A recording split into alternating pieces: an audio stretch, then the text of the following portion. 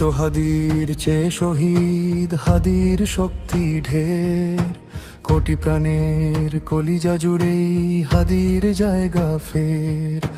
হাদি বুকে নিল 47,000 বর্গকেই, মহাবিপ্লবী হাদিরা শহীদ ঠিকানা জান্নাতেই।